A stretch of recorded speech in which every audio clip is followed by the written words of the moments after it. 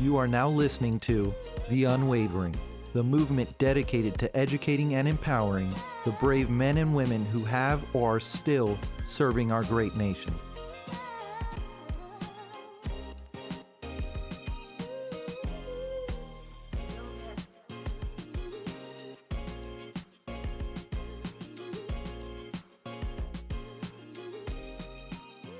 What's up, everyone? This is Kevin with another episode of The Unwavering. Before we begin today, just wanted to say a huge thank you to the entire military community, those of you on active duty, reserves, as well as those veterans out there who have already served before us. Today's episode, if you've been following along, last week we did an incredible episode with our friend Jose Inoa, where he talked about some of the struggles of getting out of the military, what that journey was like, and how he recovered after hitting rock bottom. But today's episode, we're going to actually take the time to answer a very important question and topic that was brought up during our conversation last week. When he was filing for unemployment after he separated from the military, there was a certain box that asked him, are you willing to stop going to school full-time in order to work full-time? He ended up answering no, just trying to be open and honest, thinking that, hey, the reason I'm going to school is so I can end up landing a job. Unfortunately, that ended up getting him denied when it comes to unemployment benefits. So today we're going to go ahead and kind of discuss why that happened and how those of you facing similar situations can kind of be aware of what those questions mean. All that being said, I am going to say a few things. Number one, I am going to keep my source anonymous, and all I'll say is that they were once employed as a claims examiner for unemployment, and they do have several years of work experience in that field. So they're going to kind of open it up, give us some insight that maybe not many of us know, talk about some of the pitfalls, and really help us understand what employment benefits are and who they're designed for. The second part of that is the person that we're speaking to today is no longer employed in that field. I myself have zero experience when it comes to unemployment. You guys obviously know my background in the military. So today's episode, do not consider it tell all be all. We are not advisors. We're just showing you the things that have been experienced. But I just want to make it very clear that I don't want anyone to interpret this as us saying, hey, this is the answer for every situation, because that's just not true. If you guys do have specific questions about filing for unemployment, definitely get with a representative and understand that different states have different rules and they may conduct business a little bit differently. So this is really just a general overview, and we'll go ahead and get into today's episode. So the first question that I have for our guest today is plain and simple. What is unemployment? Who was it designed for? And how does it work? So, unemployment benefits is a joint state and federal program that provides monetary benefits to eligible workers who have become unemployed through no fault of their own. So, what that basically means, to put it as simple as possible, is let's say you're being employed by an employer in whatever state that you worked in. Some individuals do reside in one state and work in another, and they were let go due to no fault of their own, meaning they weren't fired, they didn't quit, they didn't walk out. It wasn't a no call, no show. Simply they were laid off. Maybe the employer no longer had the funds, or there was a budget cut, or maybe some sort of other nature where the business closed. That is where they're being laid off through no fault of their own. So I'm sorry to interrupt you, but can I kind of give just two examples for our listeners to kind of understand? What our friend is telling us is the people that this program is designed for are going to be people who, say, got laid off during a government shutdown, which we've seen time and time again. TSA agents, people who work for Homeland Security, people who, unfortunately, because their organization, like she mentioned, either had a budget cut or something happened, they were furloughed. They were not fired for disciplinary actions. They didn't do anything wrong. It was just unfortunate timing. So that's one example. The second example, which all of us are very aware of given today's current situation, a national pandemic, right? we've seen the largest amount of people filing for unemployment in decades due to this recent COVID-19 pandemic. And that is just another great example of something that was completely outside of our control and unfortunately did lead to some people losing their jobs. So I just wanted to point those things out. This is not for someone who is looking for a job. They don't get the job of their dreams. It's not for the person who decides, hey, you know what, I don't want to work. I'm going to put my 2 weeks in and collect unemployment. That's not how the system is designed to work. And that is why there are so many issues with the system, in my personal opinion, is because unfortunately there are people who try to get one over on the government. And obviously we all know how that goes. So sorry for interrupting you. I just wanted to make those points, and I'll go ahead and hand it back over to you. No, you actually gave two perfect examples. Most cases now that are being filed, or for those very reasons, individuals being let go because of COVID, or unfortunately, as a result of COVID, where the business would be more than happy to stay open, but because business has slowed down, there isn't enough revenue and there are budget cuts. So, those are perfect examples, and I appreciate you actually providing those. Well, thank you for that. The second thing that I wanted to touch base on is for those of us who don't know, whether it's a service member getting out of the military or someone just on hard times for the very first time in their life where they have to file for unemployment. What is that process like? Can you kind of walk us through the steps from the time you're struggling to find employment to the point where you say, okay, hey, I want to talk to someone? Like, who do we talk to and how does the process start? So the process can be based off your personal choice. And by that, I mean they offer different options on how to file for benefits. So you can do it online. You can go to the Department of Labor, dol.gov, and that will refer you over to the state where you worked. It'll give you their link for that specific state, and you can file through their website online.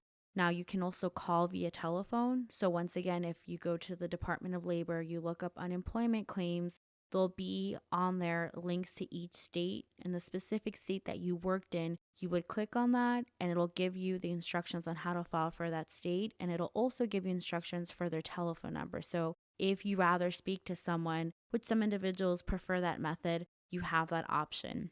Now, I want to be very clear about that because of the pandemic. There are large amounts of phone calls coming through. So the wait times are very long. You know, you're hearing up to 2 hours, if not more, or they can't get through to someone. So I just want to be very clear about that. That option can take a little bit longer than usual because of the pandemic.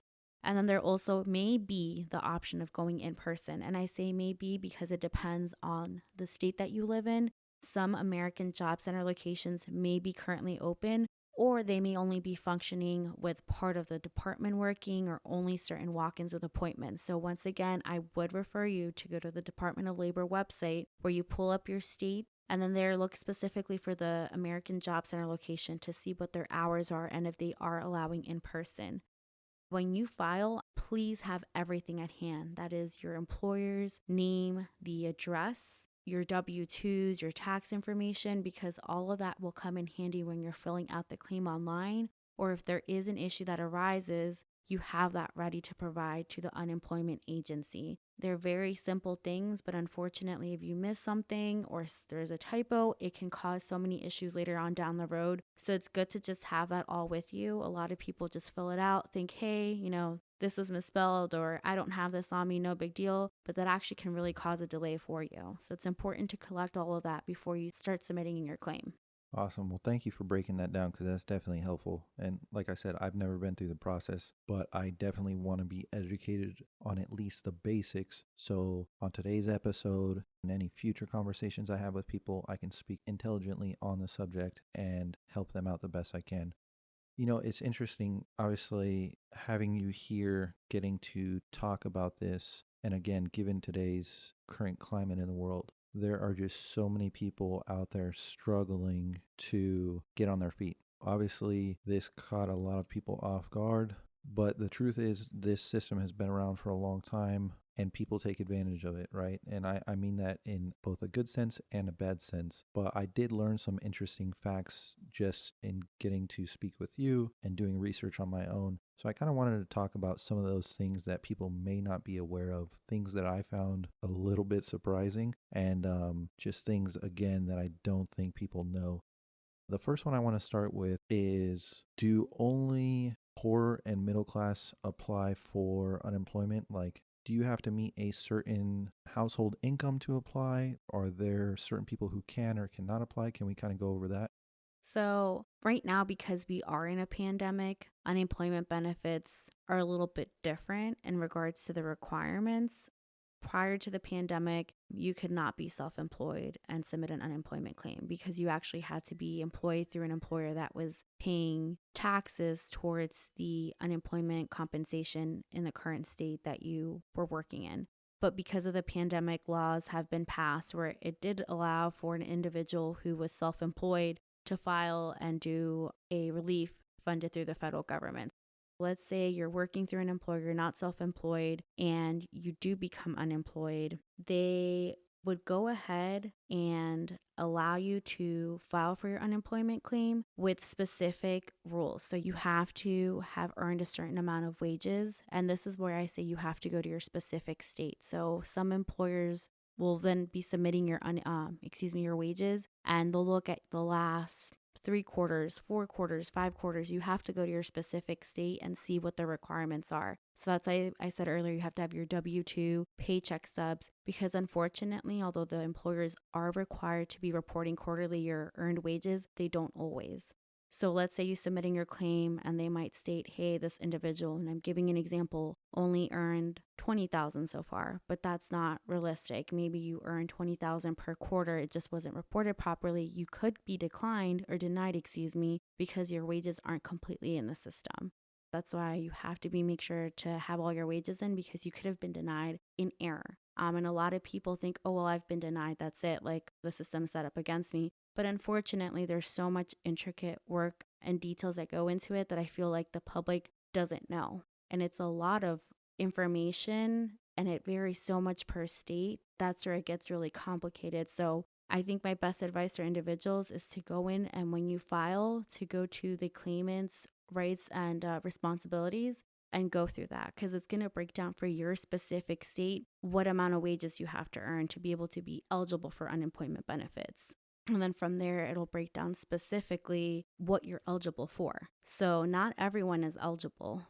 If you didn't earn enough, they might tell you, hey, you're being denied, or you may not be eligible for the full amount. And each state is different. Some states provide $300 for your weekly benefit amount, as to other states might provide $600, $700. So it's based off your earned wages. And no, you don't have to be poor. You don't have to be middle class. You could be, making $1 million per quarter. And as long as you are employed and your employer is paying taxes to the state, you can file for unemployment benefits. But going back to, there is a limit. So yes, you could be a millionaire making $1 million a quarter, but you will end up probably receiving the same amount as another individual who made $90,000 that year, because there is a cap off per state. So yes, you can file as a millionaire, and yes, you could be middle class, but there is a cap off. Interesting. So it almost seems as if you're too poor, you don't really get the assistance that may be necessary for you and your family to get off on the right foot. While the interesting part that I found was there are people who are extremely wealthy who utilize the program, which I would have never guessed. It's just crazy to think that a millionaire is filing for unemployment. But that's just my personal take. The system is designed for a reason. I didn't create the system, so it's not my decision. But anyways, that was the first thing that I found interesting. The second thing that I found extremely interesting, and you kept mentioning it, you kept saying the employer. And what I want people to understand is that this system is in place when you are working for an employer, or now in today's climate, I guess, if you are self-employed, but you are paying those taxes to your state. And that kind of leads into the segue here. It's really crazy to think about, but let's just give you a quick example. Let's say you work for employer A and you worked for them for 3 months And then the rest of the year, the remaining 9 months of the year, you worked for a second employer. Both of those employers are still going to pay towards your unemployment. So, yes, obviously one's going to pay a different amount than the other, but employer A that you worked for, even though you were just with them for 3 months, guess what? They still have to pay into your unemployment. Employer B, who has the remaining 9 months of the year, they still have to pay. And they're going to obviously pay a higher percentage because you were employed by them longer. But it can cause issues in the future. Say you had any negative implications with employer number one versus employer number two, you got fired, whatever the reason, you need to understand that both of those employers do play an impact on whether or not you're going to get accepted and receive unemployment benefits. Can we kind of dive into that? Because obviously you can explain it in a better way than I can. And I just think it's super important for people to understand, especially because there are times where you are going to bounce between jobs, or maybe the first job's just not right for you and you find a second one that's a better fit. So I do want to start off by saying, as Kevin made it clear from the beginning, each state can have different laws and different cases can apply. So please be mindful that it's case by case. We're just giving here examples. As Kevin was saying with employer A, let's say you work there for 3 months and I don't know, let's say that there was a layoff going on and they were doing it in transition. So you know that a part of your company still were laid off and you knew that it was coming soon enough within the next week or two. So you decide to start applying to other jobs because you know that it's going to be your turn next. It's been established, it's public information. This company is no longer going to exist. You apply to another job. A few weeks later, you do hear from another job, you start working. So you put your 2 weeks notice in right before they're about to lay you off. You work for that next job number 2, 6, 9 months, whatever the case may be, and then you do get laid off. You can file for unemployment benefits, but a lot of people are finding themselves in that predicament where now job number 1 is contesting to pay their claim. They don't want to pay because they're stating that you left the job.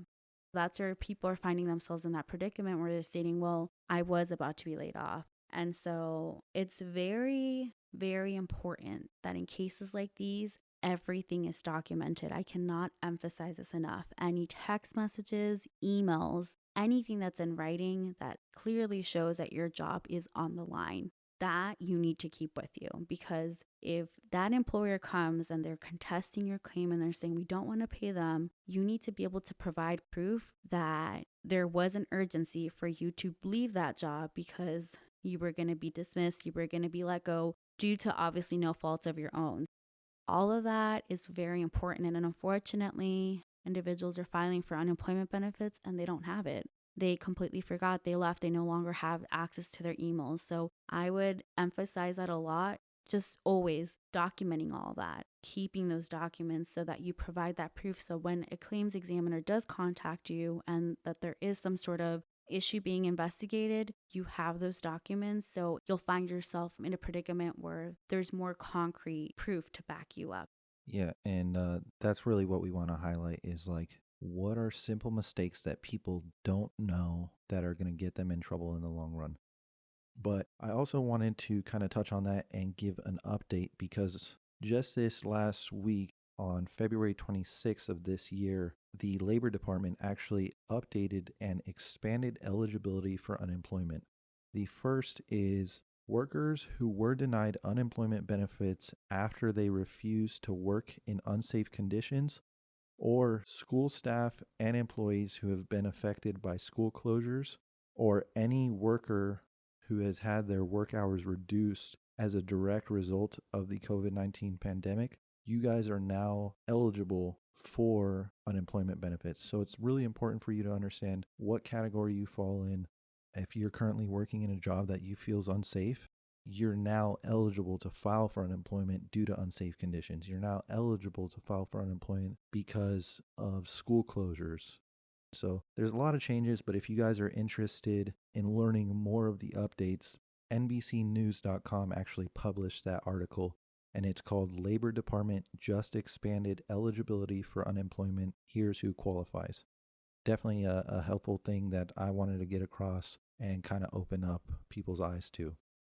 But moving forward with the rest of the episode, we gave 2 examples of kind of strange facts and things that we're not happy with. But again, we didn't design the system. But can we go ahead and talk about a little bit more of the pitfalls of unemployment? And I'm not saying this is anyone's fault. I just want to know what are some other areas where people make mistakes that they shouldn't, or maybe they just don't have enough information to make the right choice. One of the biggest things that I came across that would surprise me is that individuals file for unemployment claims. So they open the claim, but then that's it. They never go back and submit weekly claims. You are actually required to go into the system, whether it's online or you call in or you go in person to submit a weekly claim. A lot of individuals are missing that. So I'm not sure if there's a miscommunication or they're just not reading it when they submit their claims online, but you do have to go in every single week and submit a claim in.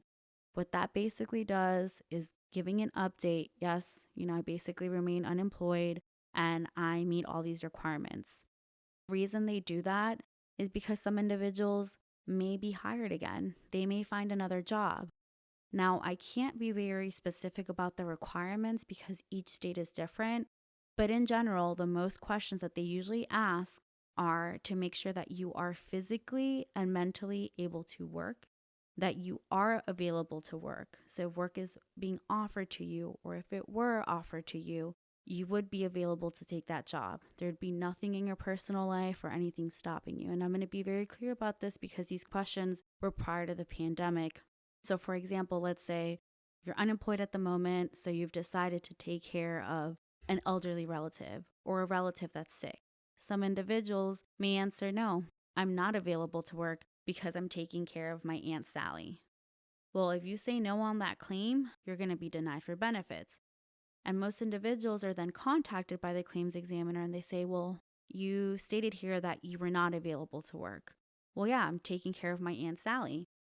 Sir, unfortunately, because of that, we're going to hold you ineligible. And, the claimants become upset when they say the only reason I was taking care of her was because I was unemployed.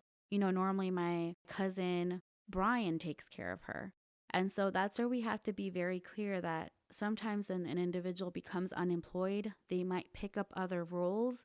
And you need to make sure that those other roles don't inhibit you from being able to take work. Meaning if a new employer calls you and says, hey, we've received your application here, when are you able to start? Or if your previous employer, for whatever reason, is able to rehire you again, there's nothing stopping you from being available to take that job. And so follow up with that weekly certification. Make sure that you're submitting them on time. A lot of individuals might forget. They'll file it 2-3 weeks later. And if you don't file, you're not going to get your benefits. So the best way to see it is if you submitted something in, that's how you'll receive a check or receive funds by direct deposit. However it is that your state issues your benefits, you're not going to see it if you're not submitting in that weekly certification. Let's say that I forget 1 week or 2 weeks. Can you get back paid for that or no, since you missed that week? So it depends per state.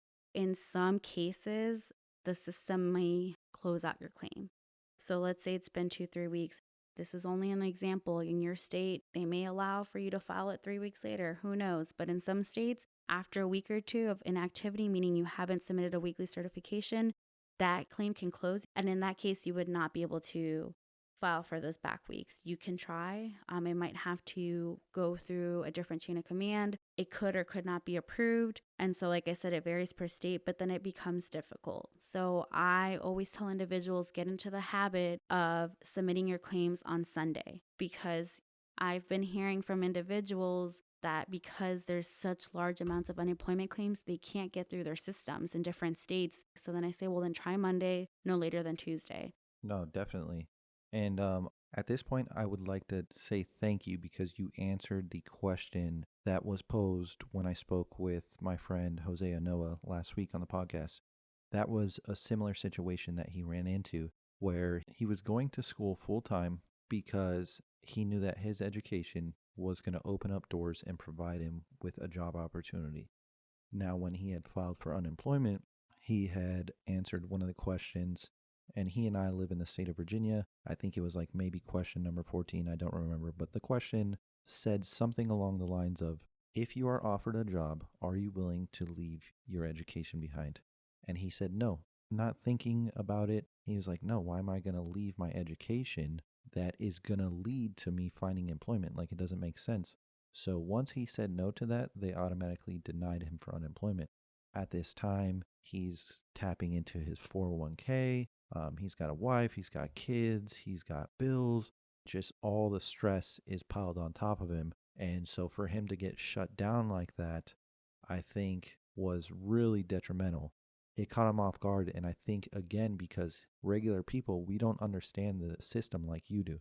You have experience as a claims examiner, so you kind of know the ins and outs. You know what that check in the box truly means. And some of us don't. So without being properly educated, I'm sure there's tons of people out there making these mistakes, and I'm sure that you've ran into plenty of them. So just wanted to say thank you again for being able to answer that question for our friend Inoa. And the next thing that I wanted to talk about, and this is kind of from me to the listeners, so to speak, is our friend is talking to us today based upon their experience as a claims examiner. But what everyone listening needs to understand is these are things that they can't tell you. You know, if you decide to say, hey, my aunt has cancer and I have to look after her.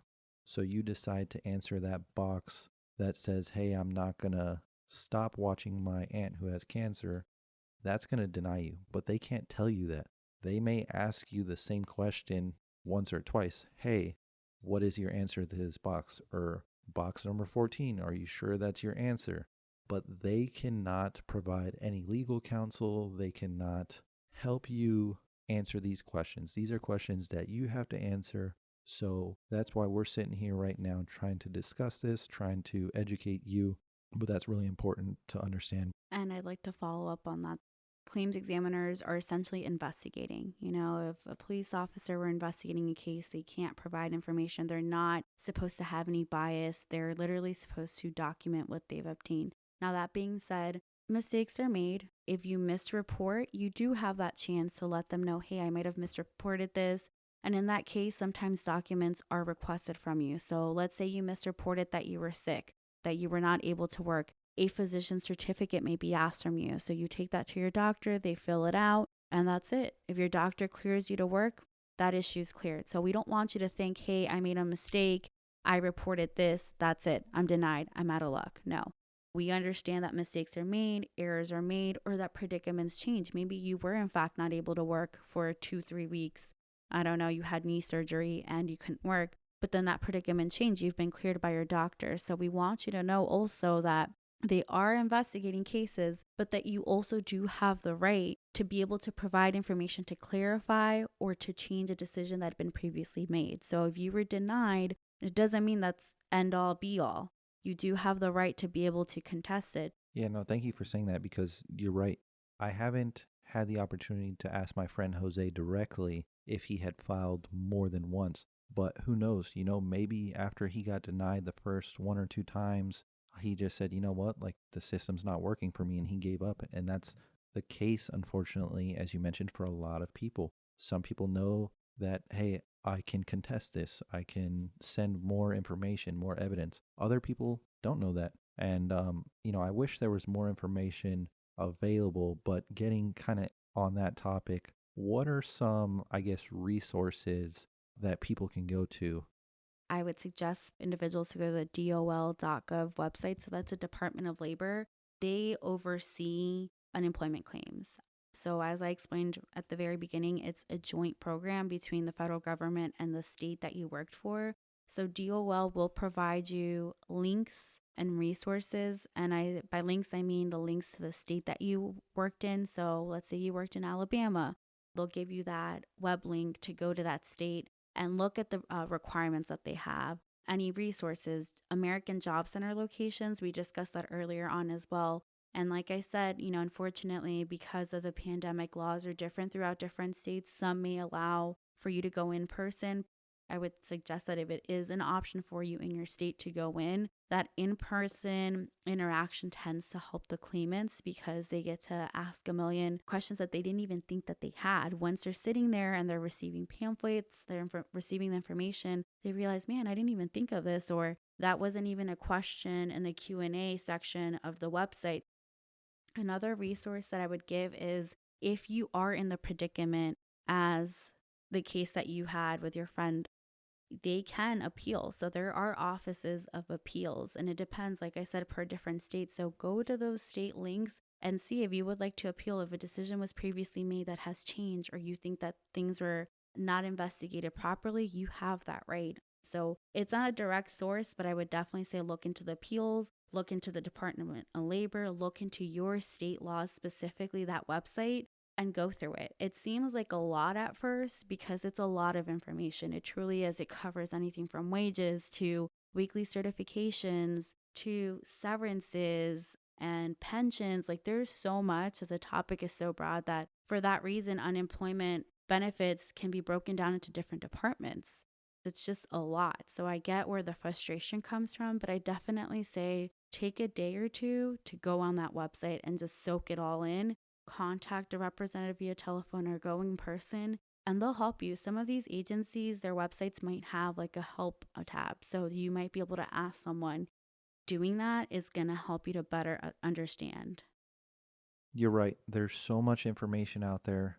Obviously, this is one of the longest running episodes that we've done on this show, but it was just packed full of so much information that I'm truly grateful for. I just wanted to say thank you to our friend, Miss Claims Examiner. We'll leave it at that, but let us know what you think about this episode. You know, if you guys have questions about filing for unemployment, if you have an experience that you went through or guidance that you kind of need, we're not professionals, we're not representing the Department of Labor, but if there's general questions that you have that we can help answer, or if you think that we should add a few more episodes to the podcast regarding unemployment, please let us know. But again, just a huge thank you for the entire community that continues to support us. It's truly a blessing to have this podcast, to be able to talk to all of you. And, you know, some of the comments, some of the feedback and DMs that we're getting where people are genuinely grateful for some of this information or for connecting to other people that have come on this show. It's just great to see this community kind of build up. Before I go, one other note that I'll leave you guys with is we are now on Clubhouse. So if you guys do have access to the Clubhouse app, you guys can find me directly, and it's at KM Barbs, BARBS. Go ahead and connect with me on there. We will be starting a private chat room there, talking to veterans. So just really pumped about that. But again, thank you guys so much for tuning in, and we look forward to talking to you again next week.